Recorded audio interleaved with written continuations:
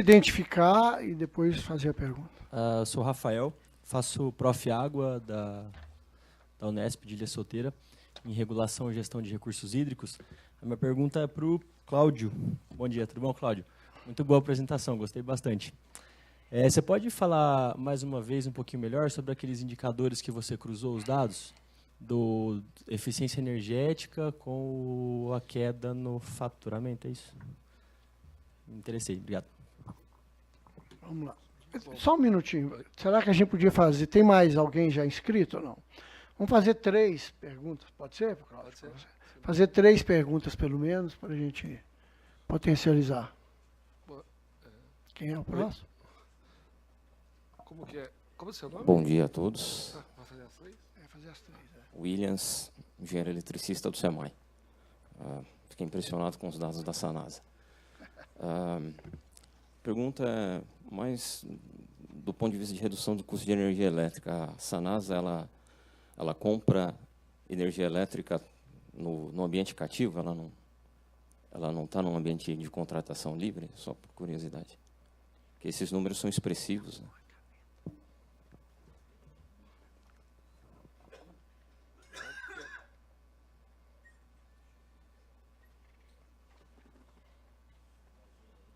Mais uma, por favor. Bom dia. Eu sou da Semasa de Santa Catarina, de Lages. Obrigado. Uma pergunta, Cláudio. Cláudio, né? Sim. A tua captação, ela está a que distância do tratamento e ainda aqui na altura aqui na topografia? Obrigado. Vamos lá, Cláudio. 3 perguntas. Vou responder primeiro o colega. Lá, viu? Eu também fiz o Unesp, então somos colegas. Muito bom. Bom, os indicadores é o seguinte. O indicador de perda de faturamento está no SNIS. O volume macro medido dividido pelo volume faturado. Esse indica qual que é o indicador de perdas de financeiro da empresa, né? E o outro é o quanto você consome de energia, a conta de energia da concessionária, dividido pelo mesmo volume faturado. Com esse cruzamento você consegue balizar auditar esses indicadores de forma simples e bem prática. Responde?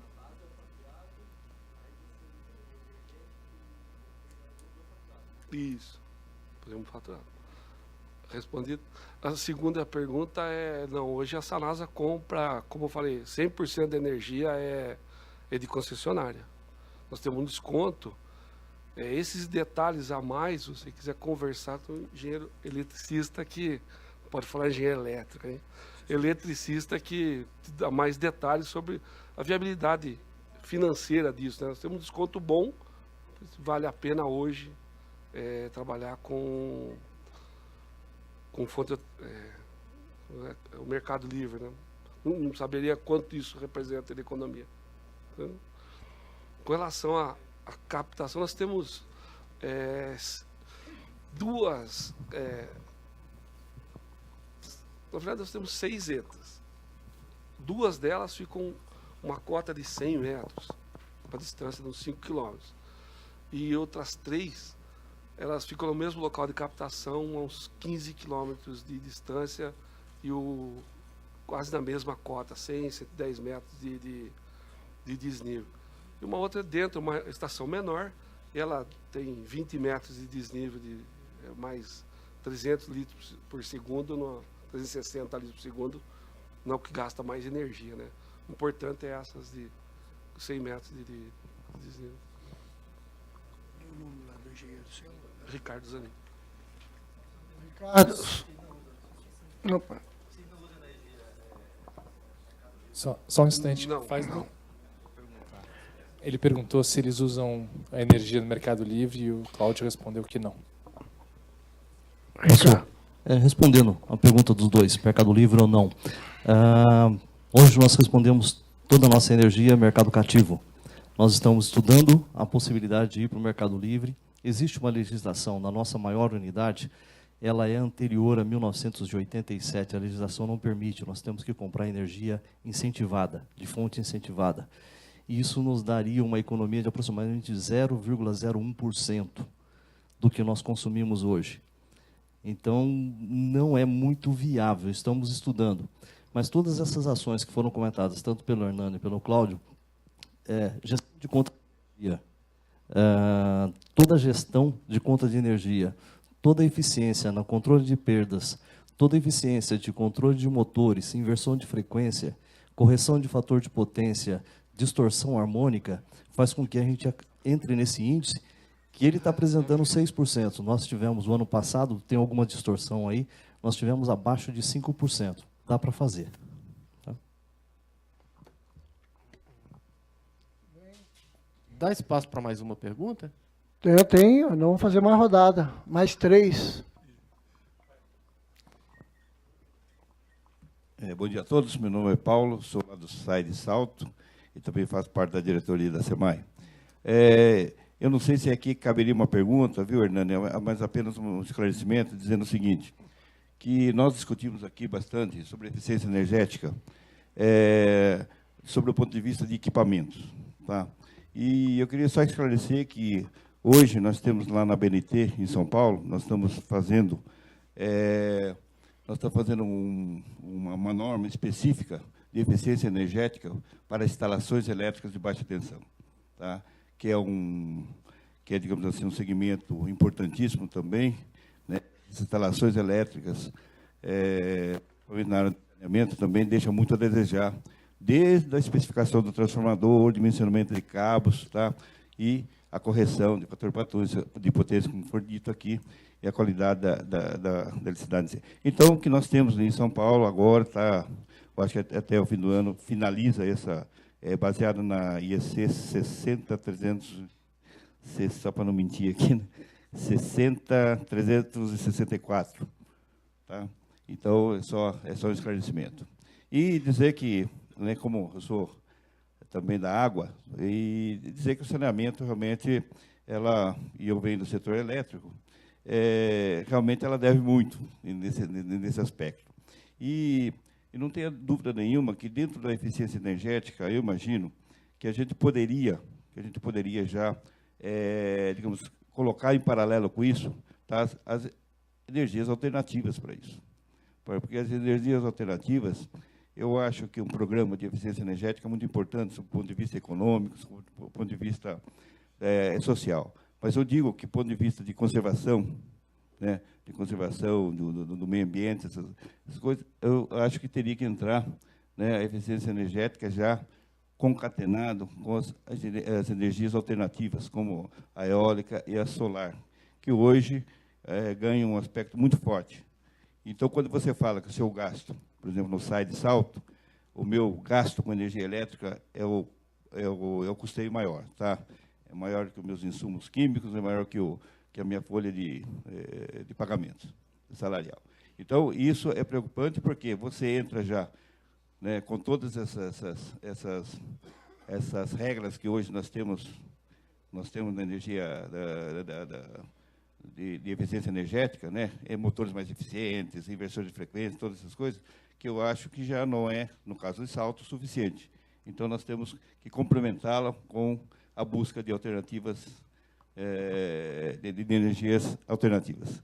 Então, essa contribuição que eu queria fazer não é justamente uma pergunta direta. Obrigado. Ok.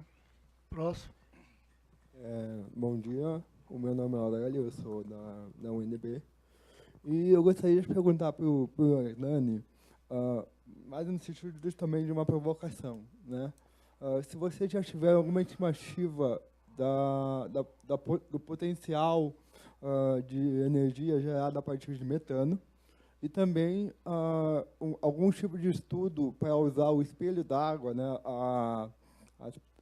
as piscinas d'água de tratamento de água, para a geração de energia solar, né, energia fotovoltaica.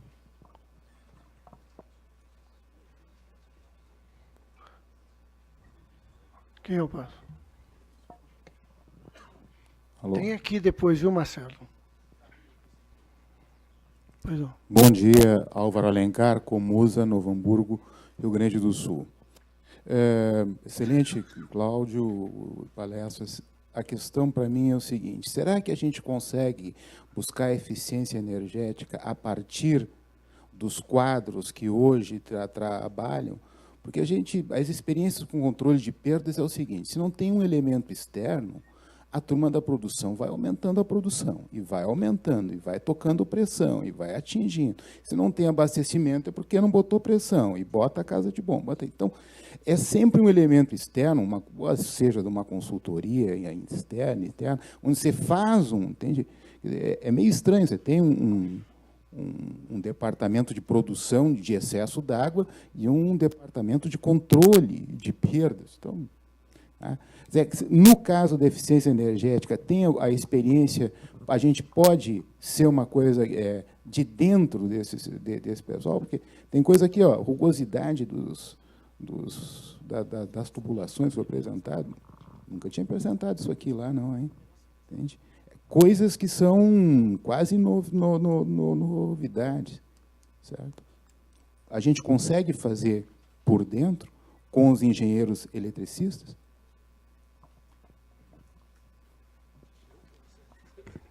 Cláudio, responde as mais difíceis, depois eu vou ficar com as mais fáceis.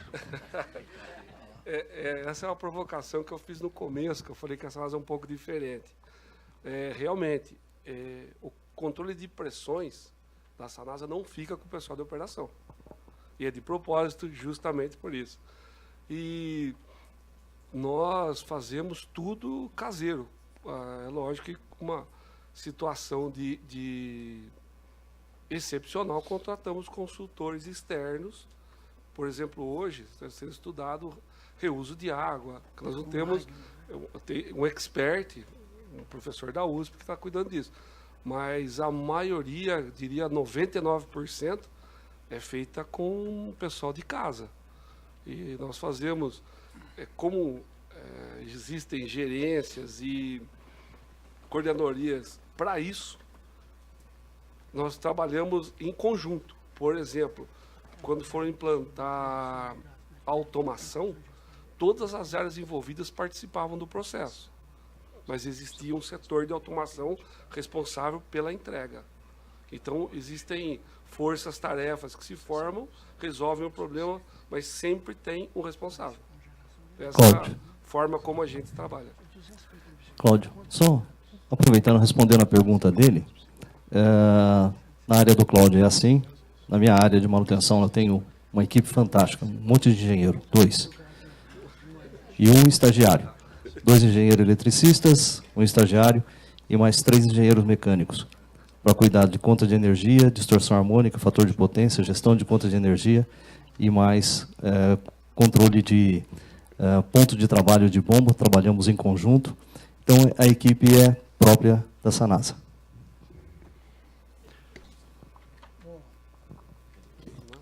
Continuando aqui, ainda nesse assunto, depois eu respondo a sua pergunta, eu disse que a Sanasa tem um modelo que eu avalio como um modelo muito bom e muito forte nessa área, mas eu fiz questão de dizer que não significa que seja o único modelo, né?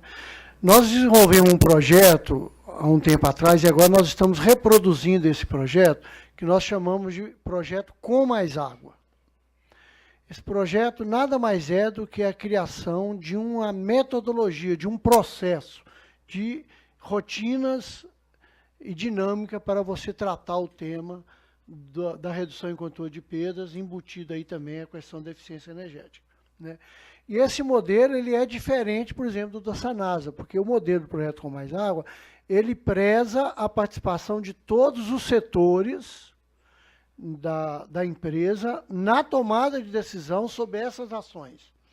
Então, por exemplo, o controle de pressão não sai da operação e vai para a gerência. O controle de pressão continua na operação. A macromedição, idem. Entretanto, todas as tomadas de decisões estratégicas que impactam no melhor controle da perda, que impactam na redução da perda, que impactam no uso racional de energia, é tomada por um comitê, que a gente chama de comitê gestor desse tema, que o programa preza que tem funcionamento permanente. ele não é um setor da empresa, mas ele tem funcionamento permanente. E aí ele usa as qualificações, as especialidades, o corpo técnico no conjunto completo da empresa, né? Eu me lembro bem que quando nós fizemos a primeira rodada desse projeto Com Mais Água, eu sempre gosto de citar esse exemplo, quem foi apresentar os resultados do projeto numa primeira rodada que nós fizemos, na época que fizemos o projeto, em Montes Claros nós implementamos lá. Quem foi apresentar o projeto de redução de perda de eficiência energética foi uma técnica química que trabalhava na estação de tratamento de esgoto. Ela foi a encarregada do pessoal lá de Montes Claros para apresentar o projeto para a gente. Você vê que houve lá uma integração e tudo mais, né? Agora, sempre trabalhando com os quadros, nesse modelo também, com os quadros técnicos do prestador de serviço e incluindo aqueles que não existem e que têm que existir, né? Infelizmente, você perguntou, só os engenheiros eletricistas dão conta. Tem casos que nem tem engenheiro eletricista. Sistemas, às vezes, menores e tudo mais, não tem engenheiro eletricista, né? Quando é uma companhia estadual, uma companhia regional, muitas vezes os engenheiros estão na matriz, né? Os engenheiros mais estratégicos ficam na matriz. Então, tem todo esse processo que deve se envolver. Agora, eu acho que uma assistência técnica externa, que não é cara, depois que você entra em ritmo no funcionamento, uma assistência técnica externa também é bom, porque traz uma visão, às vezes, de outros exemplos, de outros casos que contribuem. Mas aí precisa ver a questão do planejamento, do plano diretor e dos recursos, evidentemente. No caso desse projeto Com Mais Água, o que ele traz é exatamente isso, é essa assistência externa. Nós estamos na fase 2 dele agora, trabalhando na Embasa e na Compesa de Pernambuco. Agora, sobre a questão dessa quantificação, que você perguntou se nós temos uma avaliação, nós não temos. Não sei se alguém aqui tem isso. No projeto Probiogás que nós fizemos, a gente fizemos várias avaliações do ponto de vista de tentar quantificar, numa estação de tratamento de esgoto, a geração de gás aproveitada como energia elétrica, ou até mesmo aproveitado como gás para veículos e tudo mais, o que traz ou não autossuficiência para a estação de tratamento, né? Essa análise nós fizemos, e a nossa conclusão é que estações de tratamento de esgoto acima de 250 litros por segundo, algo aí, sei lá, 120, 150 mil pessoas, ela pode alcançar a autossustentabilidade com o gás que é gerado, né?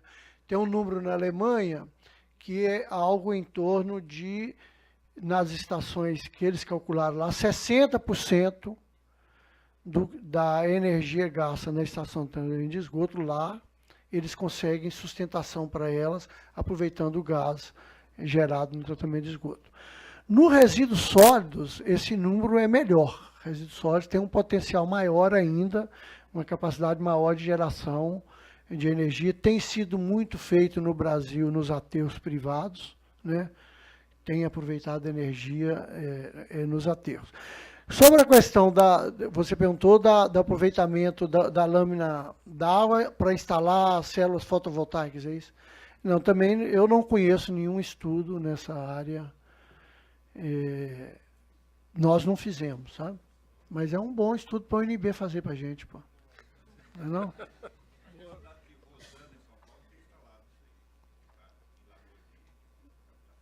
Tá. Vamos lá, próximo.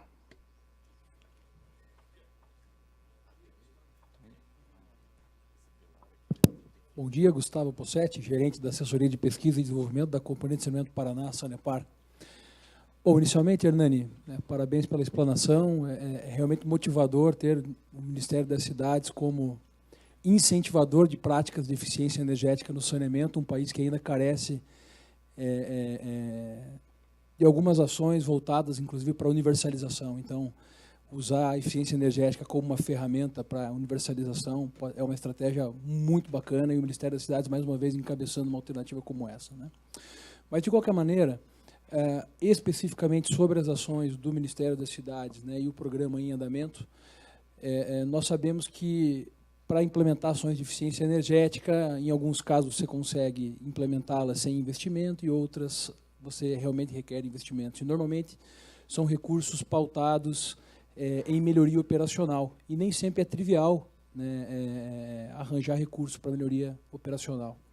Então, a pergunta nesse sentido existe alguma ação por parte do Ministério das Cidades, né, de fomento, né, a diretrizes ou a busca, né, de novas linhas de crédito focadas em melhorias operacionais para os sistemas que possibilitem a substituição de conjunto de motobombas, compras de VRP, coisas do gênero, né? E para o Cláudio, eu fiquei bastante curioso, Cláudio, na sua apresentação você falou em plano diretor de eficiência energética, plano diretor de controle de perdas, né? Quais são os próximos passos e metas que vocês pretendem alcançar aí no futuro próximo junto à Sanasa?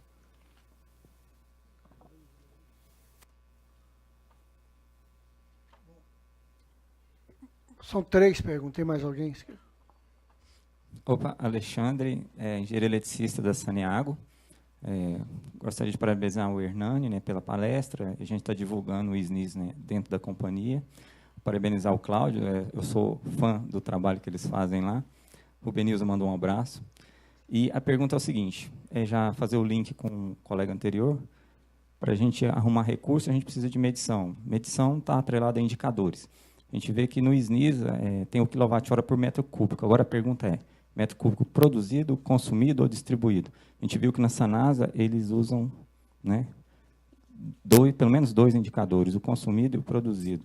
Né? Qual a diferença deles? Qual a vantagem de um e de outro? E como que o SNIS vai, né, padronizar uma linguagem nacional para a gente poder fazer esses estudos para calcular a viabilidade e conseguir esses recursos quando tiver alguma linha de financiamento, entendeu?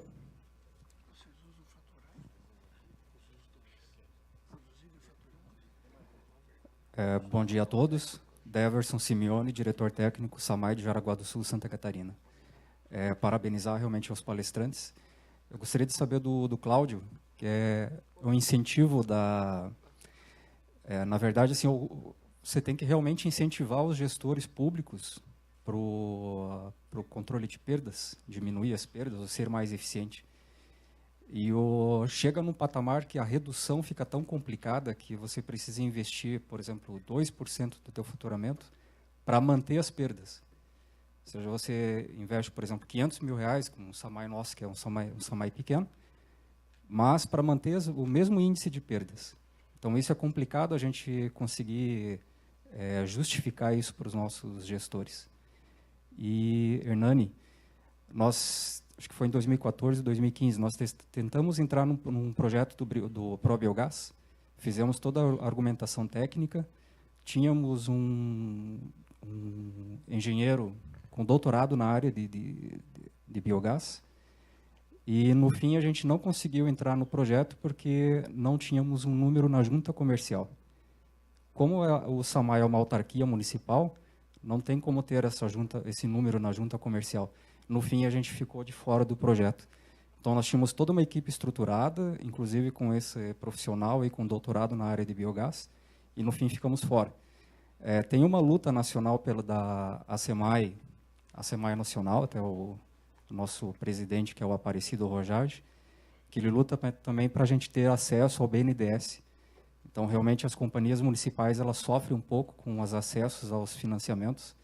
A gente sempre depende da prefeitura. Então, eu acredito que esses programas, se a gente tiver um incentivo direto também para a municipalidade, seria mais facilitado. E uma outra questão também, que a gente teve recente um evento na Sanepar, em Curitiba, a respeito justamente de avaliar as estações que são autoeficientes. Então, chegou-se a um índice de 150 mil habitantes, equivalente numa estação de tratamento de esgoto. No nosso caso, a nossa maior estação é para 77 mil habitantes. Nós fizemos um estudo lá que vai ter que ter um aporte de 23% de energia externa para poder fazer o aproveitamento, secagem do lodo, aproveitamento do biogás. Eu acredito que assim a sociedade lá em Jaraguá do Sul ela está ciente, ela estaria disposta a pagar esses 23% a mais para a gente livrar o nosso lodo dos aterros sanitários. E a gestão do lodo ele é realmente significativa numa ITE. No nosso caso, ela chega a 40% dos custos operacionais, a questão do lodo.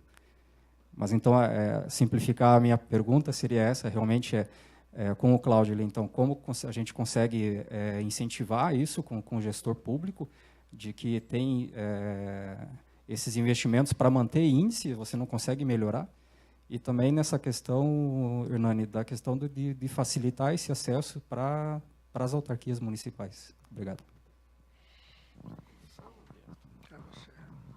A pergunta do Sanepar, né? Gustavo, ela vai de encontro com a sua. Nossa meta é uma meta meio ousada, de 15% de perdas, não de faturamento, perdas de distribuição. Então, o recurso investido, começando a responder a sua, não é proporcional. Quanto maiores as perdas, menos dinheiro você investe e mais rápido você chega no resultado. O controle de perdas, fazendo uma analogia, é como uma escada rolante, você subiu ao contrário. Você parou, você retorna ao ponto que você estava. Então, primeiramente, antes de você pensar em reduzir, você tem que pensar em manter.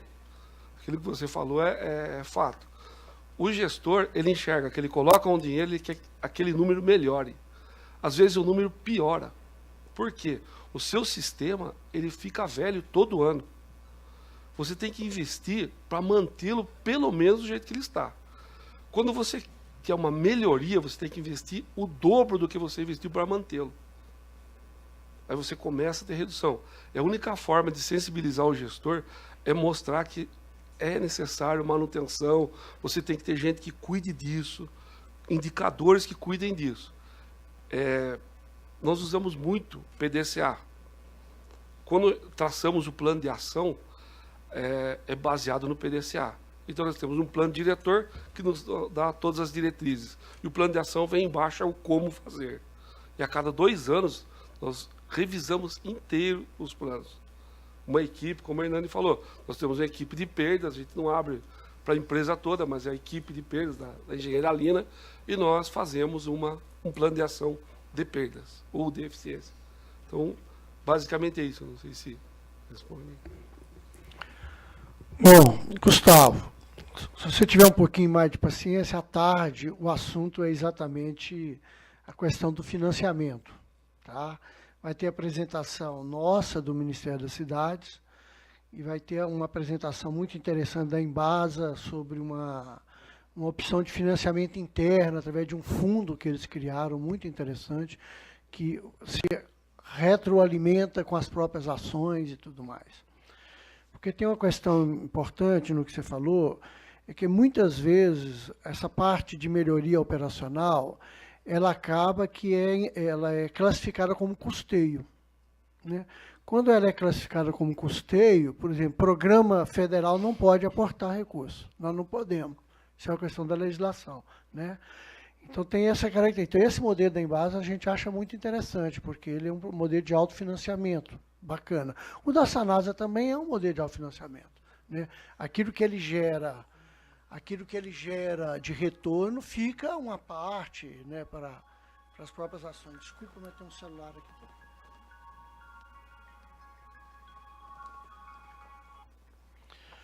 Bom, sobre a questão dos indicadores do SNIS, quer dizer, o SNIS ele totaliza. Você não vai achar lá informação por sistema. Primeira observação que eu queria dizer, né? E um controle mais rigoroso, que é necessário fazer operacionalmente, ele requer, muitas vezes, análise de indicador por sistema, que não tem no SNIS. O SNIS totaliza por município ou por companhia de saneamento, né? Operador, seja ele um município, seja ele uma estadual, né? E ele tem os dados primários, quer dizer, o SNIS não solicita dos prestadores de serviço nenhum indicador já calculado, a gente não pede nenhum indicador calculado. A gente pede os dados primários e o sistema calcula os indicadores.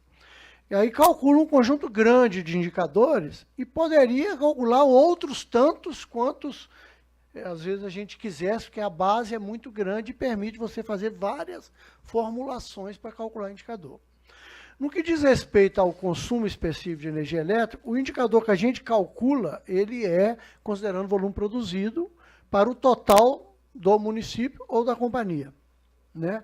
Então, consumo total de energia no numerador, volume produzido no denominador. Agora, se quiser fazer o mesmo indicador por volume faturado, pode também, porque nós temos o volume faturado. Se quiser fazer por volume consumido, pode também, porque nós temos o volume consumido. Basta você exercitar a base de dados, né? Agora, do ponto de vista de uma padronização, que você fala qual a contribuição que você pode dar, a gente tem procurado dar essa contribuição com um glossário de informações para tentar padronizar as informações primárias e um glossário de indicadores com a formulação matemática a mais padrão possível para ser usada no país.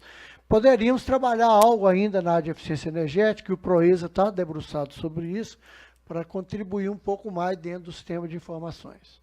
Tá? Sobre a questão do probiogás, como é mesmo o seu nome? Desculpa. Hein? Tem alguém me procurando aqui, eu esqueci de desligar o celular. É o seguinte, depois a gente podia conversar com mais calma, porque o Probiogás ele foi um programa de estudos, de elaboração de manuais, de capacitação, de análise de projeto de referência, mas não foi um programa de investimento. Então não houve seleção para nenhum investimento, para nenhuma participação. Só teve uma seleção pública no Probiogás, que foi selecionar profissionais interessados a fazer uma capacitação de 15 dias na Alemanha. Isso nós fizemos uma seleção, divulgamos, os interessados se inscreveram e nós, de fato, selecionamos pessoas. Afora isso, eu não me recordo, o Magnus está acenando para mim ali, que ele é a pessoa do Probiogás, hein?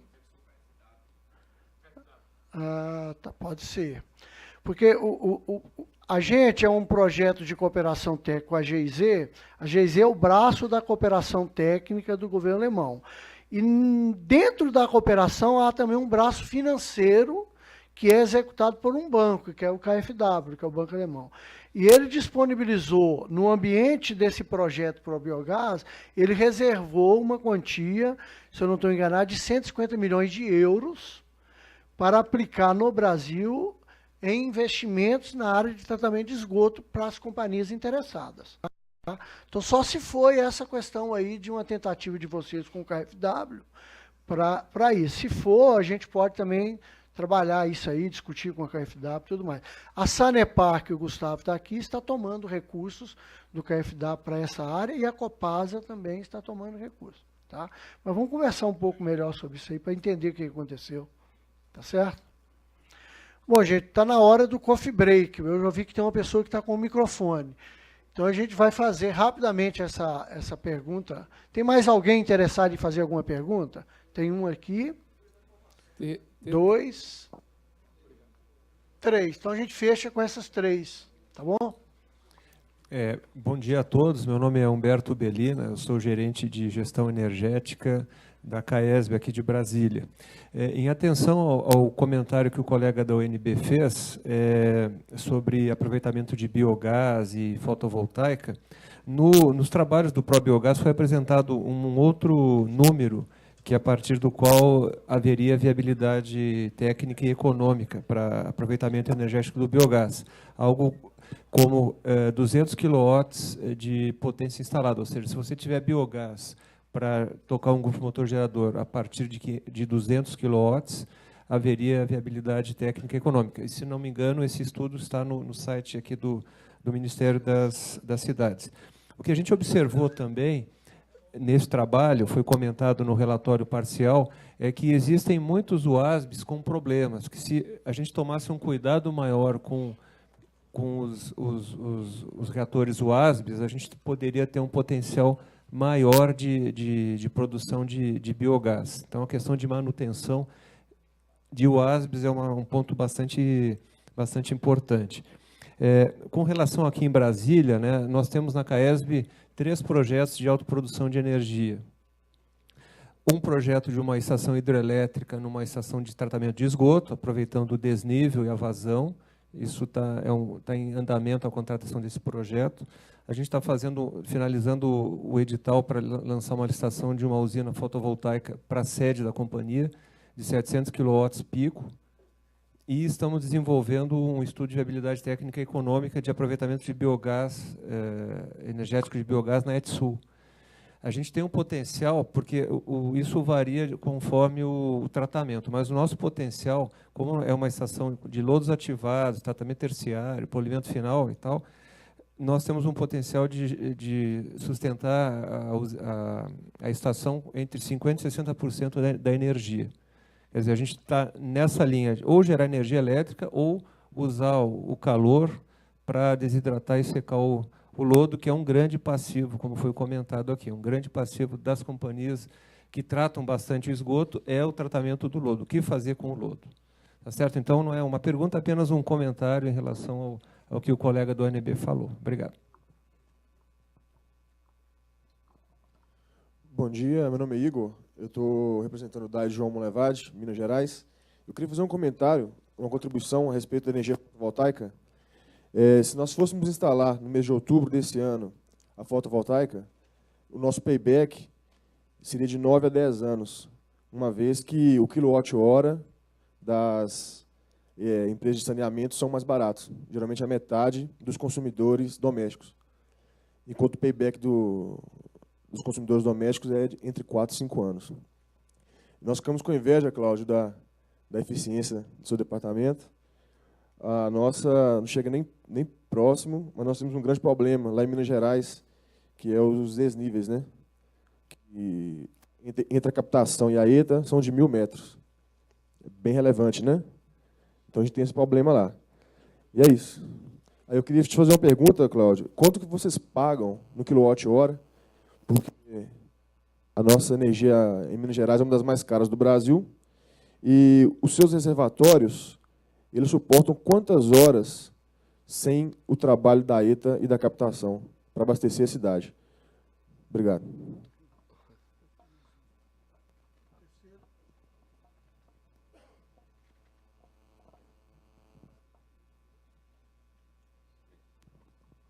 Danielson Campos, da EP Ribeirão Preto. Queria só retomar um pouquinho, saber se o Ministério tem alguma informação sobre a compra do cativo por livre, ou se alguém que está aqui tem alguma experiência já nesse sentido. A Sabesp, em São Paulo, já fez algumas licitações nesse sentido e parece que está tendo uma economia de 30% no valor pago da energia comprando no livre.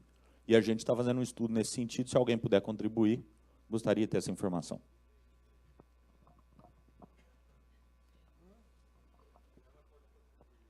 Pode. Então, na hora da resposta. Então, já contribui. Bom dia a todos. Meu nome é Gisele, eu sou da Sabesp. E a gente tem uma experiência já bem longa atuando no Mercado Livre. A nossa primeira migração foi em 2004. E a gente, ao longo dos anos, a gente economizou mais de 130 milhões. Né? É bem representativa, é bem significativa, seja ela como convencional, ou seja, energia incentivada. Com relação ao que o colega comentou, que não pode, né, migrar como energia convencional por causa do prazo, já tem um decreto, né, uma lei, transformada já em lei, e já foi aprovada a partir de 2018, vai cair essa restrição, exatamente. Então, assim, tendo a demanda lá de 3 mega, já é possível migrar como convencional. Esse ano, a gente aumentou nossa participação. Nós migramos cerca de 22 instalações para o Mercado Livre incentivado. E a gente está observando a economia assim, de 20%, mesmo em energia incentivada, que é um pouco mais cara, porque tem o subsídio da TUSD. Né? Então, a gente teve uma experiência de sucesso e continua tendo experiência de sucesso. É complexo, não é fácil fazer a gestão, e requer um acompanhamento do consumo, dos contratos, mas a gente tem tido sucesso nessa experiência. Inclusive, seguindo a Sabesp, inclusive agradecer a Gisele, Gisele, Tiago aqui da Embasa, que foi uma das empresas que subsidiou a gente nesse processo de migração. Então, o que a gente vê em relação às tarifas, na média de todas as distribuidoras do Brasil, a migração para o Mercado Livre ainda é bastante viável, mesmo com os 15% de desconto. A Coelba, que é uma companhia da Bahia, ela tem uma das menores tarifas do Brasil. E ainda assim está sendo viável para a Embasa fazer essa migração. E quem acompanha o setor elétrico está percebendo que há um enorme risco do fim desses 15% de desconto. Tem aí tem uma medida provisória que foi convertida em lei recentemente, que estabelece que, a partir do 1º de dezembro de 2017, tem que ser estabelecido um cronograma com redução estrutural da CDE. A CDE é quem banca esses 15% de desconto. Então, é muito provável que no médio e longo prazo, esses 15% de desconto comecem a ir desaparecendo. Muito obrigado. Só para comentar, o Thiago vai fazer uma palestra depois, exatamente, e falar um pouco sobre a experiência da Embasa no mercado livre de energia. Então, quem estiver curioso, mais tarde tem mais informações. Você esqueceu? O custo da energia é em torno de 47 centavos por quilowatt-hora. Então, muito próximo. A reservação, a Sanasa vem investindo bastante em reservatórios. Depende muito do consumo, né, do tempo, mas eu acredito que de 3 a 6 horas a gente consiga suportar sem uma queda na captação.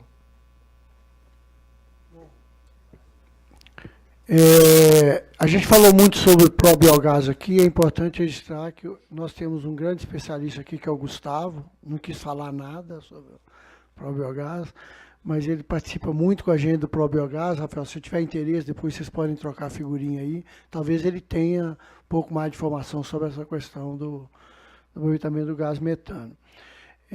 Nós não temos, o Ministério da Cidade não tem aquela informação que você perguntou, mas tem pessoas aqui que já responderam e que já contribuíram. Eu queria fazer aqui uma espécie de uma provocação. Quer dizer, o senhor, que eu me esqueci o nome lá de Salto, né, Paulo, falou e acabou que o debate foi um pouco para a linha que o senhor falou. Quer dizer, não só trabalhar a eficiência energética, mas trabalhar alternativas também de energias alternativas, né? E no caso do Mercado Livre, nem é energia alternativa, é redução de custo. Agora, é preciso ficar atento que isso não inibe e não deixa de lado a questão de melhorar a eficiência energética. Porque senão você vai no Mercado Livre comprar energia mais barata, mas continua ineficiente energeticamente, não faz sentido, né? Mesma coisa de você gerar energia alternativa, mesmo com o biogás que está à nossa disposição no tratamento de esgoto, ou outras que são mais baratas, mas continua ineficiente energeticamente, não faz muito sentido. Então, o nosso foco principal do Proesa é trabalhar a eficiência energética.